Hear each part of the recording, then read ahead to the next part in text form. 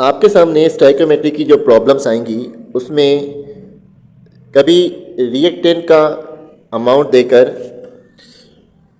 Product का amount पूछा जाएगा। हो सकता है कि रिएक्टेंट मल्टीपल हो और प्रोडक्ट मल्टीपल हो। जो रिलेशनशिप बनेगा सिर्फ उस रिएक्टेंट और प्रोडक्ट के दरमियान बनेगा जिसका अमाउंट देकर दूसरे का अमाउंट पूछा जा रहा है। तो आपकी जो प्रॉब्लम्स बनेंगी उन प्रॉब्लम्स में कभी रिएक्टेंट का अमाउंट देकर प्रोडक्ट का अमाउंट पूछा जाएगा, जिसका अमाउंट मिला है वो नोन हो जाएगा और जिसका अमाउंट पूछा जा रहा है वो अननोन हो जाएगा। कभी इस तरीके से होगा कि प्रोडक्ट का अमाउंट बताया जाएगा और रिएक्टेंट का अमाउंट पूछा जाएगा। इस मामले में प्रोडक्ट नोन हो जाएगा और रिएक्टेंट अननोन हो जाएगा। ये रिलेशनशिप एक रिएक्टेंट एक प्रोडक्ट के दरमियान होगा, फिर वो कोई भी हो। अगर ज़्यादा रिएक्टेंट और ज़्यादा प्रोडक्ट हैं तो बाकियों को हम इग्नोर करेंगे, जिनका नाम सवाल में शामिल है यानी जिनका रिलेशनशिप है सिर्फ उस पर फोकस करेंगे। हमारी बुक में स्टोइकोमेट्री की प्रॉब्लम सॉल्व करने के लिए कुछ रिलेशनशिप बताए गए हैं। आपको ये चीज़ तो पता है कि स्टोइकोमेट्री में हम रिएक्टेंट और प्रोडक्ट के दरमियान अमाउंट का रिलेशनशिप देखते हैं बैलेंस इक्वेशन को देखकर।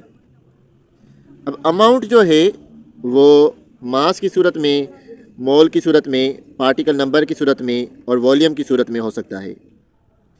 कभी कभार क्या होगा कि एक चीज़ का मास देकर दूसरी चीज़ का मास, मोल, पार्टिकल नंबर या वॉल्यूम पूछा जाएगा।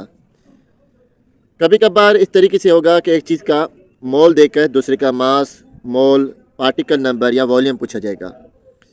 तो मतलब 16 किस्म के रिलेशनशिप बनते हैं। कभी मास देकर इनमें से कोई चीज़ पूछी जाएगी, कभी मोल देकर इनमें से कोई चीज़ पूछी जाएगी, कभी पार्टिकल नंबर देकर इनमें से कोई चीज़ पूछी जाएगी, कभी वॉल्यूम देकर इनमें से कोई चीज़ पूछी जाएगी। हर प्रॉपर्टी के हिसाब से 4 किस्म के रिलेशनशिप। तो आपको समझ में आ गया होगा कि ये 16 किस्म के रिलेशनशिप किस तरीके से बनते हैं। अब बुक में जो प्रॉब्लम्स हैं वो मल्टीपल रिलेशनशिप के हिसाब से हैं, लेकिन पढ़ाने के हिसाब से सिर्फ 3 रिलेशनशिप बताए गए हैं। मास मास रिलेशनशिप, मास वॉल्यूम रिलेशनशिप और वॉल्यूम वॉल्यूम रिलेशनशिप। हम अब उन रिलेशनशिप को रीड आउट कर लेते हैं। एक रिलेशनशिप है उसको कहते हैं मास मास रिलेशनशिप। आप इस इक्वेशन पर फोकस करें। मास मास रिलेशनशिप में कभी रिएक्टेंट में से किसी एक का मास देकर प्रोडक्ट में से किसी एक का मास पूछा जाएगा, तो हमारा रिलेशनशिप उन दोनों के दरमियान हो जाएगा। जिसका मास मिला है वो चीज़ नोन कहलाएगी और जिसका मास नहीं मिला वो चीज़ अननोन कहलाएगी। कभी इस तरीके से होगा कि प्रोडक्ट में से किसी एक प्रोडक्ट का मास देकर रिएक्टेंट का मास पूछा जाएगा, तब हमारा रिलेशनशिप उन दोनों के दरमियान होगा। बाकी चीज़ों को इग्नोर करेंगे। जिसका मास मिला है वो चीज़ नोन कहलाएगी और जिसका पूछा जा रहा है वो चीज़ अननोन कहलाएगी। तो कुछ प्रॉब्लम्स आएंगी जो इस तरीके की होंगी। उन प्रॉब्लम को सॉल्व करेंगे, हम कैलकुलेशन करेंगे। टॉपिक का नाम है calculations based on mass mass relationship. Topic को स्टडी कर लेते हैं। In these types of problems we determine the unknown mass of reactant और product from the given mass of substance in a chemical reaction with the help of balance equation. ये वही बात है जो मैंने आपको बताई, बस इसको अलग तरीके से लिखा गया है। इस किस्म की प्रॉब्लम्स में हम रिएक्टेंट या प्रोडक्ट का जो अननोन मास होता है ना, उसको डिटरमाइन करते हैं उस केमिकल की मदद से जिसका मास दिया हुआ है। इक्वेशन हम इस्तेमाल करेंगे बैलेंस इक्वेशन। स्टोइकोमेट्री है तो हमेशा बैलेंस इक्वेशन ही यूज़ होगी, क्योंकि बैलेंस इक्वेशन सही डेटा देती है। मास मास रिलेशनशिप का सेंस पता चल गया होगा।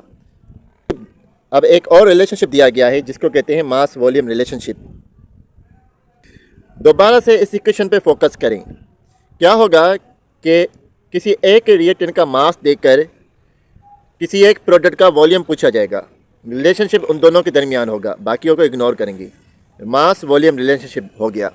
जिसका मास मिला है वो नॉन और जिसका वॉल्यूम पूछा जा रहा है वो अननोन।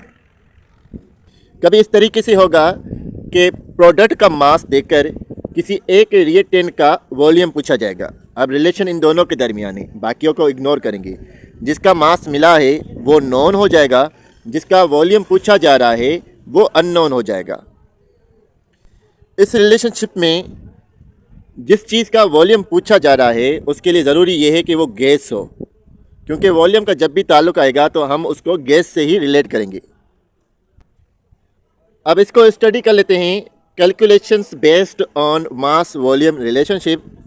अब लिखा हुआ है many chemical reactions are carried out with the production of gas from a solid substance. अच्छा, कुछ रिएक्शन ऐसे होते हैं जिनमें सॉलिड केमिकल होगा और गैस प्रोड्यूस होगी, यानी रिएक्टेंट में सॉलिड होगा और प्रोडक्ट में गैस होगी। In this case the measurement of volume is more appropriate than mass. ऐसे मामलात में वॉल्यूम को मेजर करना मुनासिब होता है बनिस्बत मास के। Stoichiometry of this type is known as mass volume और वॉल्यूम मास रिलेशनशिप। अब इस किस्म की जो प्रॉब्लम्स आएंगी उनको स्टाइकोमेट्रिक प्रॉब्लम्स कहते हैं और इस रिलेशनशिप को कहते हैं मास वॉल्यूम और वॉल्यूम मास। मतलब कभी मास देखकर वॉल्यूम पूछा जाएगा, कभी वॉल्यूम देखकर मास पूछा जाएगा। एक और रिलेशनशिप है जो प्योरली गैस के लिए इस्तेमाल होता है, उसको कहते हैं वॉल्यूम वॉल्यूम रिलेशनशिप। होगा क्या कि रिएक्टेंट में से किसी एक का वॉल्यूम देकर प्रोडक्ट में से किसी एक का वॉल्यूम पूछा जाएगा। जिसका वॉल्यूम मिला है वो नॉन हो जाएगा, जिसका वॉल्यूम पूछा जा रहा है वो अननोन हो जाएगा। रिलेशनशिप इन दोनों के दरमियान हो जाएगा, बाकियों को हम इग्नोर करेंगे। कभी कभार ऐसा होगा कि प्रोडक्ट में से किसी एक का वॉल्यूम देकर रिएक्टेंट में से किसी एक का वॉल्यूम पूछा जाएगा।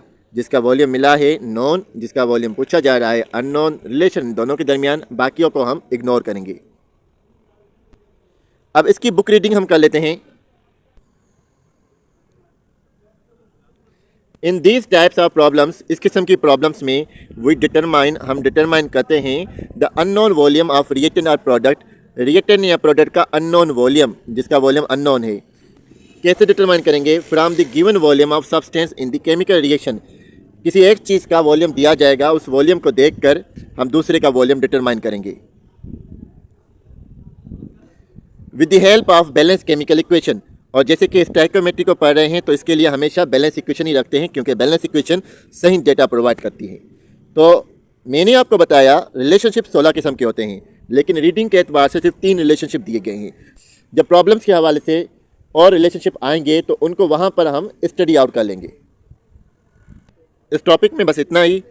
अगले टॉपिक को हम इंशाअल्लाह ताला अगली वीडियो में पढ़ लेंगे।